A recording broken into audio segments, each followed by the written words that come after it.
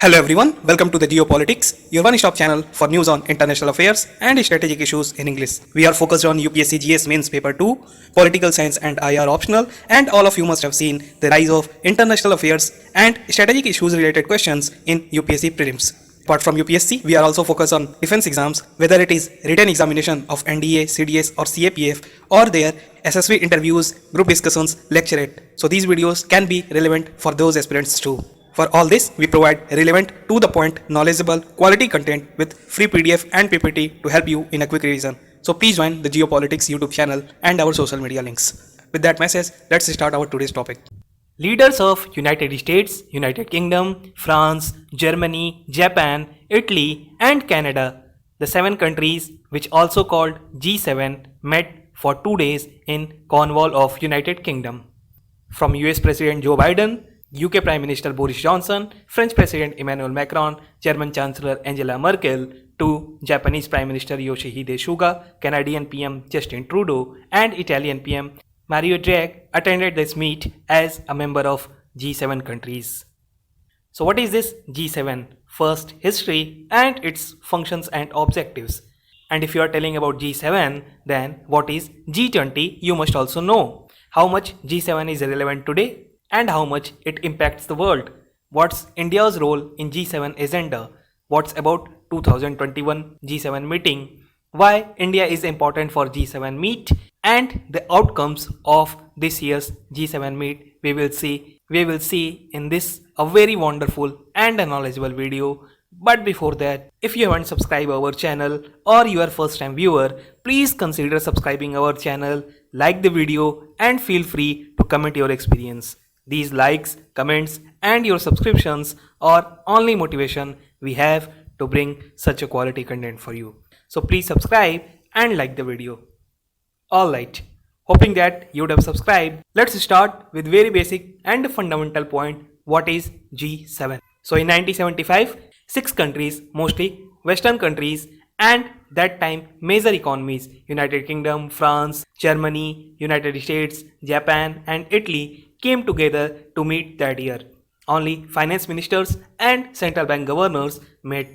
Later, the head of states also started meeting, and in 1976, United States brought Canada also in this group. Thus, this became the group of 7 countries that were that time most economically developed.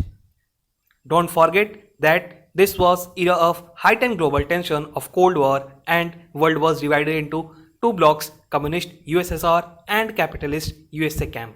But in 1998, after collapse of USSR, Russia also joined this group and it became G8.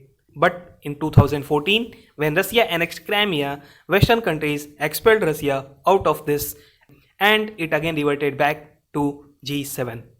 When in 1975 G7 was formed, that time these countries were most economically powerful countries. 70% of world GDP was under their control. But now in 2021 it's just 40% and that too decreasing very rapidly.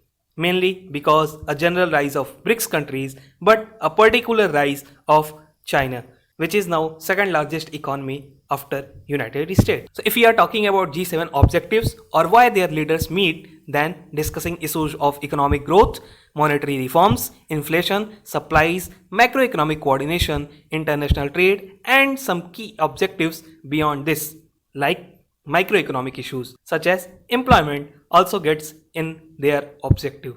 They also discuss human rights, nuclear issue, migration issue and security matters. Now you must know that in 2008, after financial crisis, something significant happened. Although G7 is still relevant, but its place is taken by G20. G20 is a group of 20 major economies and its first meeting held in 2008. G20 countries today hold almost 80% of world GDP. India is also member of G20 countries. Its objective is similar to G7, but since global south countries are also represented in G20, so they want reform in financial institutions like World Bank and IMF. It is said that it's G20 which can work together to renew globalization, economic growth and reset the world, especially after this corona crisis. Here, I want to share you that in 2022, next year, when India will be celebrating its 75th Independence Day, G20 summit will be held in New Delhi. And if COVID crisis gets controlled, all G20 leaders will participate in that meeting physically. If we talk about India and G7, then India has a strong relationship with all G7 countries, whether it is US, UK, Japan, Europe or Canada. With United States and France, we are at a peak of our relation. With Germany and UK, we are on the rise. And Japan is already a Quad partner and a major supporter of India. That's why India has been called to G7 as a guest country many times. Prime Minister Modi attended last year G7 in France and this year in United Kingdom. Before this, Prime Minister Manmohan Singh attended G8 meeting in Russia in 2014. Remember, I have already told you that the earlier it was G8 and when in 2014 Russia annexed Crimea, then it again reverted back to G7 countries. So when Manmohan Singh attended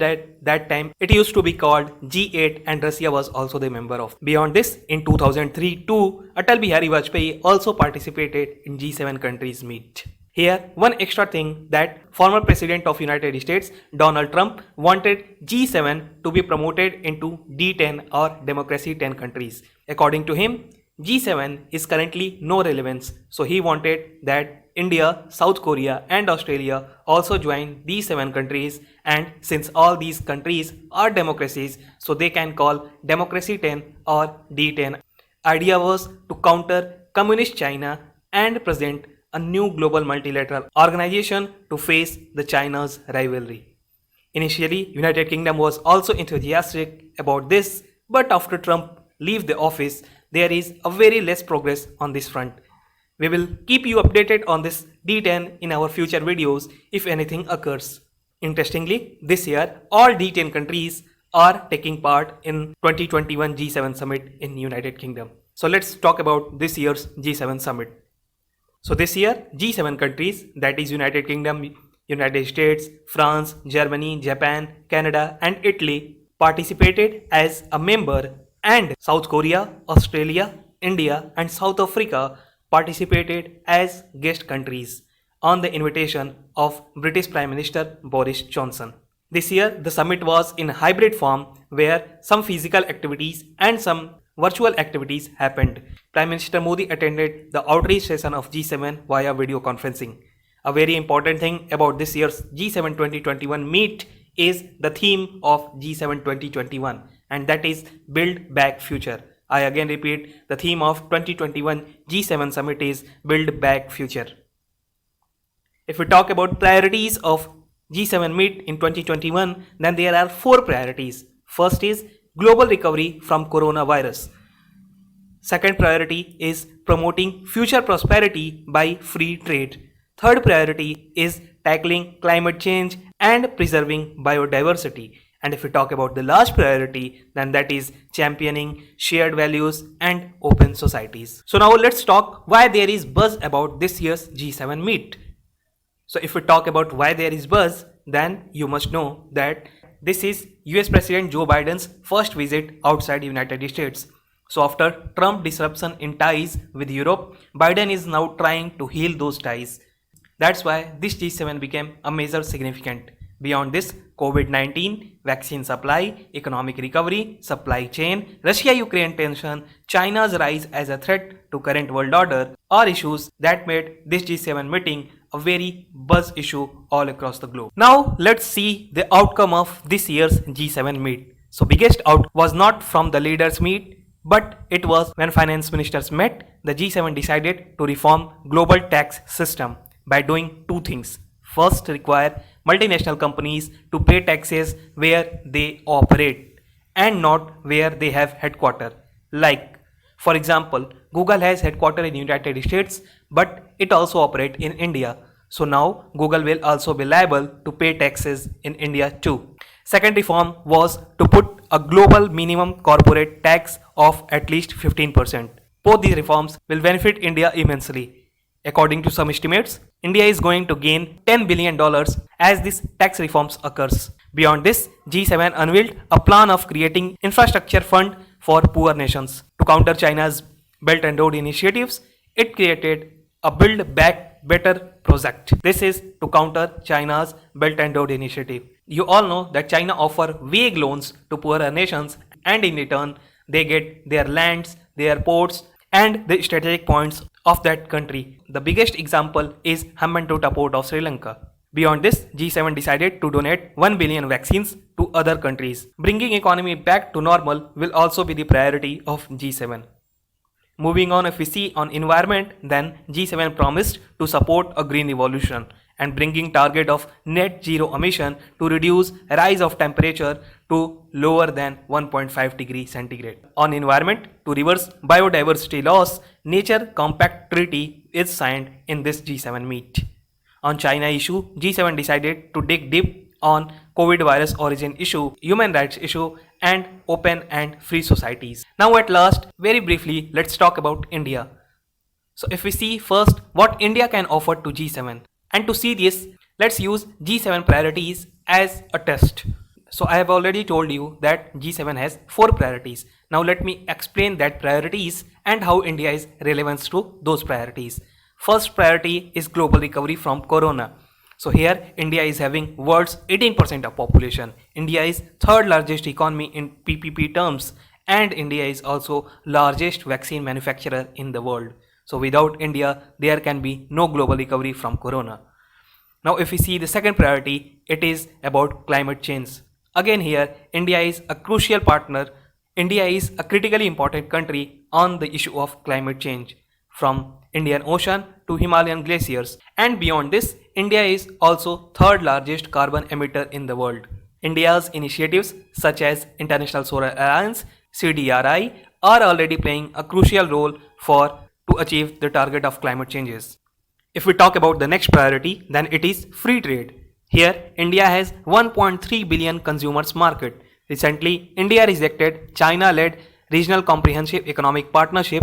So now, India and Western countries has a good chance to work on a free trade and work together to reset the free trade. And here, both G7 and India can work together. If we talk about the last priority, then it is values and open society. Here, India is world's largest democracy. Similar values, free and open society, vibrant judiciary, all showcase India as a significant partner of G7.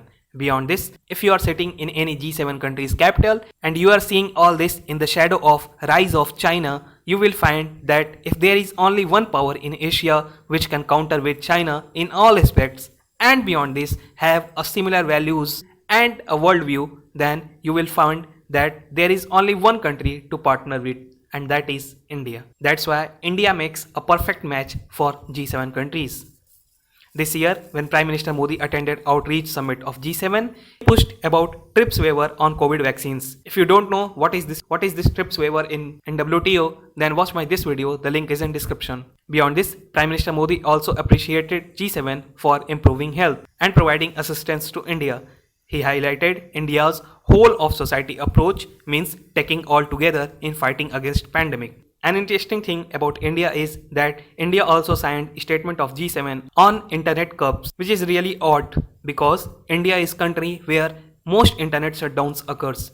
Most of you must have suffered this during CAA protests last year. Meanwhile, if we see some more issues, then Prime Minister Modi gave the mantra of One Earth, One Health concept. So it means that all countries, rich or poor, developed or developing, Western or East, came together to fight this pandemic and prepare for future pandemics, because everyone should consider that no one is safe until everyone is safe.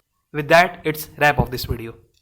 Since you have watched this full video, I urge you to please subscribe our channel, like the video, and in comment box please share your experience. I would welcome all type of comment, suggestion, idea, experience in the comment box. So feel free to comment and like the video. You can get free PDF of this video at our Telegram channel Geopolitics YouTube and our Facebook group Geopolitics YouTube. If you like this video, please consider liking it. Please don't forget to subscribe our channel. We will continue to bring quality content for you. We will meet in our next video. Till then, thank you and have a nice day.